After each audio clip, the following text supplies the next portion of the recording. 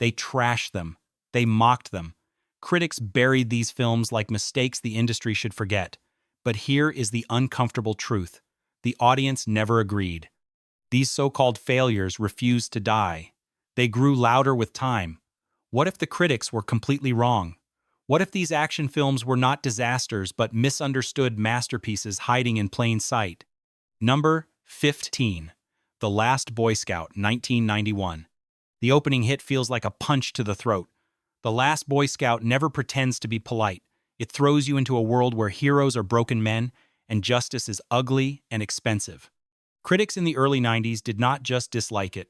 They dismissed it as loud, cynical trash. They saw chaos where the film was carefully building rhythm and attitude. What they missed was the chemistry and the precision. Bruce Willis plays a man who has already lost everything and no longer cares about the rules. Damon Wayans brings a wounded energy that balances the darkness. Every line feels like it is carved out of frustration, and every action scene feels grounded in consequence. This was not glossy action. This was raw, bruised storytelling.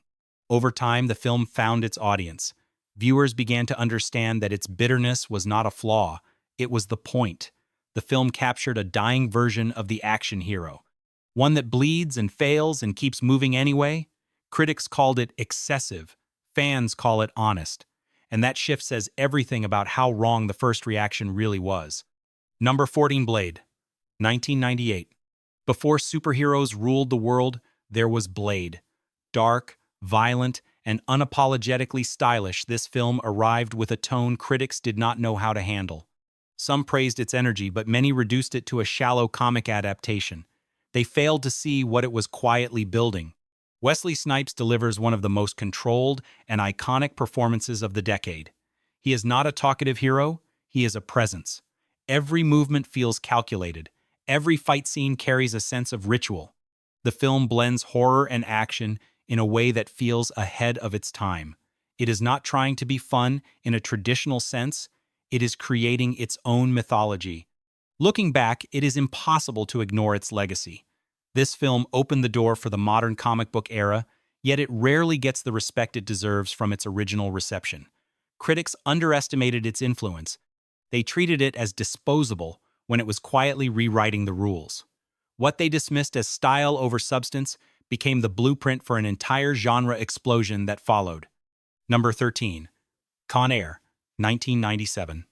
At first glance, Con Air looks like pure excess, a flying prison packed with criminals, explosions, and chaos. Critics saw exactly that and nothing more. They labeled it ridiculous and over the top. But they stopped too early. Nicolas Cage turns what could have been a parody into something strangely sincere. His performance is not subtle. It is committed. That commitment anchors the insanity. Around him, the film builds a cast of unforgettable villains and moments that feel larger than life, yet oddly precise in their execution. The genius of the film lies in its understanding of spectacle. It knows exactly what it is and pushes every element to the limit without losing control. The pacing never collapses. The tension never disappears. It is engineered entertainment. Critics mistook that clarity for stupidity. Years later, audiences celebrate it for the very reasons it was criticized. It is bold. It is unapologetic. It delivers exactly what it promises with absolute confidence. Sometimes that is more difficult than complexity. And that is why this so-called excess has endured far longer than many films critics once praised. Number 12. Bad Boys, 1995. A city explodes before the story even settles. That is how Bad Boys introduces itself. Critics at the time rolled their eyes at the noise. They saw flashy direction and endless chaos and concluded there was nothing underneath. What they failed to recognize was the arrival of a new kind of action language.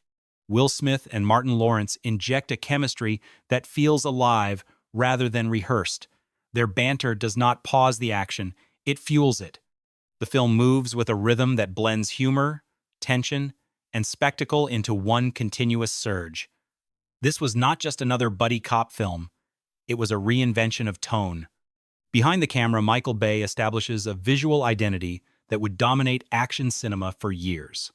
Fast cuts, sweeping shots, and relentless momentum created an experience critics dismissed as style without depth. Yet that style became the industry standard. What was once criticized as excess became the blueprint. Over time, the film proved that energy, when executed with precision, can be just as impactful as narrative complexity. Number 11, The Boondock Saints, 1999. It arrived quietly and left critics confused. The Boondock Saints was labeled chaotic, indulgent, and even irresponsible. Reviews at the time did not hold back. Many dismissed it as a violent fantasy with no discipline. But something unusual happened after that initial rejection. Audiences found it and refused to let it disappear. The film built a reputation not through critics, but through word of mouth. Norman Reedus and Sean Patrick Flanery bring a strange mix of innocence and intensity that gives the story its unique edge.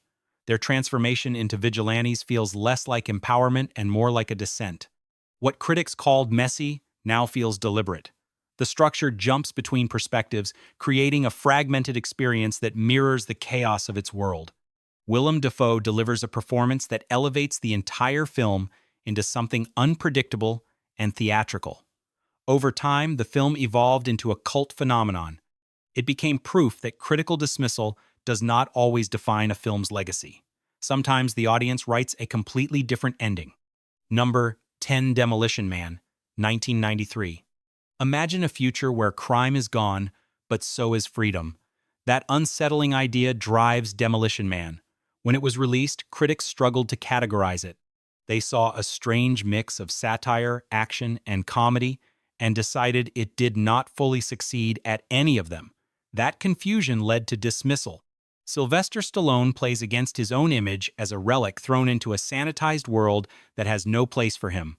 Opposite him, Wesley Snipes delivers a performance that is wild, unpredictable, and completely magnetic. Their clash becomes more than physical. It becomes ideological. What critics overlooked was how sharply the film comments on control and comfort. Beneath the explosions and humor lies a warning about a society that sacrifices individuality for safety. The film hides its ideas behind spectacle, which may have led to its misunderstanding. Years later, those themes feel more relevant than ever. The tone that once confused critics now feels bold. It refuses to stay in one lane and instead creates its own identity. That risk did not pay off immediately, but it ensured the film would not be forgotten. What was once seen as inconsistency now reads as ambition. Number 9, Lethal Weapon, 1998. By the time Lethal Weapon 4 arrived, critics had already decided the franchise was out of fuel. Reviews focused on repetition and excess. They called it tired and unnecessary. What they overlooked was how the film quietly transformed a formula into something more reflective and human. Mel Gibson and Danny Glover return with a chemistry that feels lived in rather than performed. These are not just partners anymore. They are family. The action still hits hard, but there is a weight behind every moment. The film understands aging in a genre that usually ignores it. Then comes Jet Li, whose presence changes the entire energy of the film. His speed, precision, and silence introduce a level of threat that feels almost unstoppable. Critics dismissed the spectacle, but audiences felt the intensity. Over time, the film gained appreciation for blending high-level action with emotional closure. It may not have been groundbreaking, but it delivered something rare, a franchise that knew how to end with impact.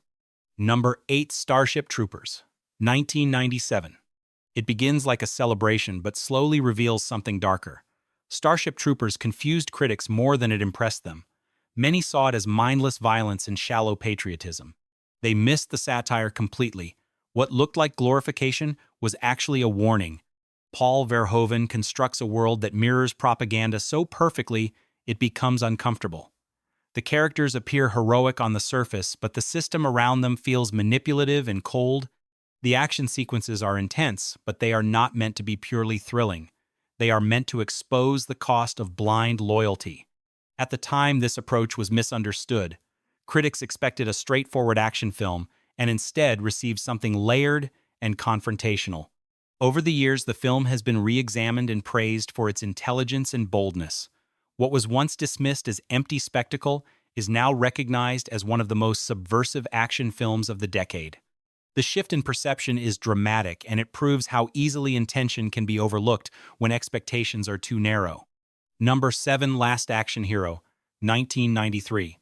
What if an action movie knew it was an action movie? That idea sits at the core of Last Action Hero. Critics in the early 90s did not embrace it. They saw a confused tone and an identity crisis. The film was labeled a failure before audiences had time to process what it was actually doing. Arnold Schwarzenegger steps into a role that challenges his own legacy. Instead of playing the perfect hero, he becomes part of a world that questions the very idea of heroism. The film jumps between reality and fiction, creating a layered experience that feels ahead of its time. What critics interpreted as inconsistency was actually experimentation. The film was deconstructing action tropes years before that approach became mainstream.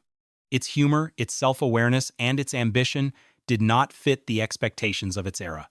That mismatch led to rejection. Today, it stands as a fascinating piece of genre commentary. It predicted a style of storytelling that would later dominate modern cinema. What was once seen as a misfire now feels like a film that simply arrived too early for its own audience. Number 6. Waterworld, 1995. They called it a disaster before the cameras even stopped rolling.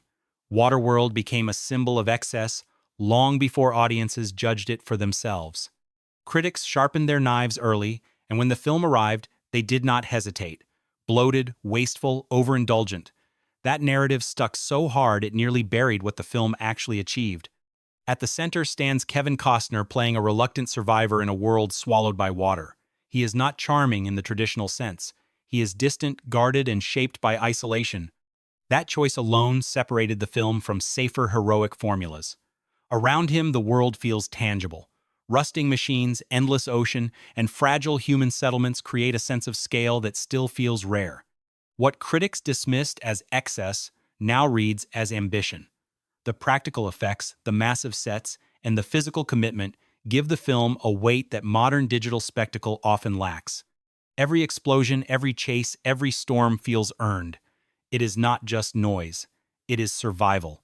Over time, audiences began to reframe the film. They saw past the headlines and into the craftsmanship. It may not be perfect, but it is undeniably bold. And sometimes boldness is what allows a film to endure long after the criticism fades into the background. Number 5. Judge Dredd, 1995. A lawman who is judge, jury, and executioner. That concept alone should have commanded respect. Instead, Judge Dredd was met with disappointment and frustration. Critics argued it misunderstood its own source. They saw tonal confusion and a lack of seriousness. The verdict was swift and harsh. Sylvester Stallone steps into a role that demands authority above all else. His presence dominates the screen, yet the film chooses to humanize him in ways that divided audiences. That decision became one of the central criticisms. Fans expected rigidity. The film offered vulnerability. But beneath that debate lies a visually striking world. Mega City feels oppressive, mechanical, and alive. The production design carries a sense of scale that supports the story's themes of control and surveillance. Action sequences unfold with precision and intensity, never losing their sense of danger. What critics overlooked was the film's willingness to take risks. It did not play everything safe. It experimented with tone, character, and world building. That ambition may have led to uneven reception, but it also ensured the film would not fade away completely. Years later, it stands as a flawed but fascinating entry in the evolution of comic book cinema. Number 4. The Long Kiss Goodnight, 1996. It begins with a quiet life and a forgotten past. Then, everything fractures. The Long Kiss Goodnight did not receive the celebration it deserved when it arrived. Critics saw familiar elements and concluded it offered nothing new. They underestimated the precision behind its construction. Gina Davis delivers a performance that transforms completely over the course of the film. She shifts from warmth to controlled intensity without losing authenticity. That evolution gives the story its emotional core. Alongside her, Samuel L. Jackson brings energy and unpredictability that keeps every scene alive. The screenplay moves with confidence. Every reveal feels earned. Every action sequence carries weight because it is tied directly to character. This is not action for the sake of spectacle. It is action driven by identity and memory. What critics dismissed as formula now feels tightly crafted. The film understands pacing, tone, and character in a way many larger productions fail to achieve. Over time, it has gained recognition as one of the most underrated action films of its era. It proves that sometimes mastery is not immediately obvious. Sometimes it reveals itself slowly as audiences return and discover what critics initially missed. Number 3. Batman and Robin, 1997. Neon lights, ice puns, a storm of ridicule. Batman and Robin became a punching bag the moment it hit theaters. Critics did not just reject it, they dismantled it. The tone was labeled cartoonish. The performances were mocked. The entire film was declared a misfire that nearly collapsed a franchise. But step back, and something unusual starts to emerge. This film is not trying to be grounded. It is embracing excess as identity. George Clooney plays Batman, with a detached calm that contrasts sharply with the chaos around him. Arnold Schwarzenegger turns Mr. Freeze into a theatrical force of nature. Every line, every gesture pushes into spectacle without hesitation. The production design explodes with color and shape, creating a world that feels closer to comic panels than realism. Critics expected seriousness, and instead received stylized exaggeration. That disconnect fueled the backlash. Yet over time, the film has found a strange second life. It is watched not with disappointment, but with fascination. What was once condemned as failure now stands as an example of a film committing fully to its vision. It may not align with traditional expectations, but it never hesitates, and that confidence gives it a lasting presence that continues to spark debate long after the criticism faded. Number 2. Spawn, 1997. Fire. Shadows. A soul trapped between worlds. Spawn arrived with ambition that critics quickly dismissed.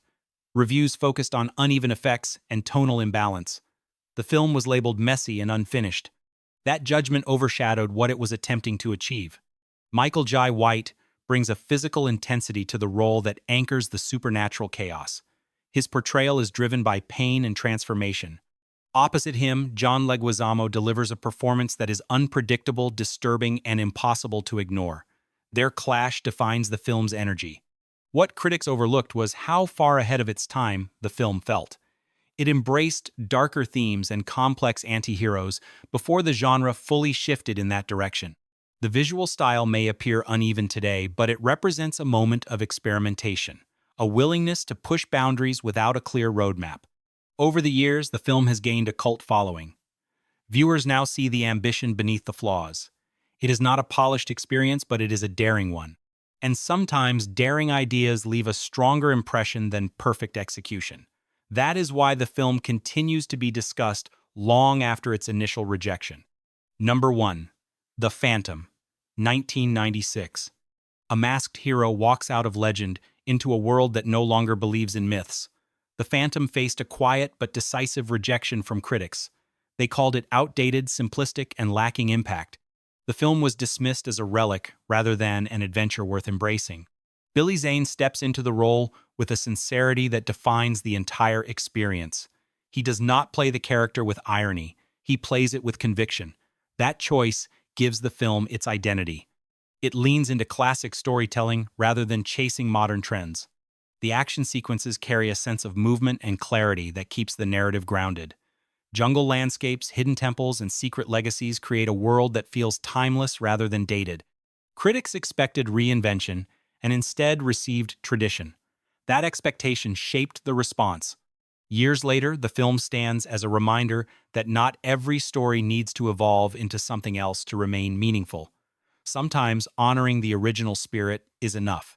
What critics once dismissed now feels like a rare example of a film staying true to its roots, and that authenticity has allowed it to endure in a way few anticipated. So now the question turns to you. Were these films unfairly judged, or are we rewriting history out of nostalgia? Drop your take below. And if you enjoy uncovering hidden truths like this, subscribe and stay close. Because the next list might challenge everything you thought you knew about cinema.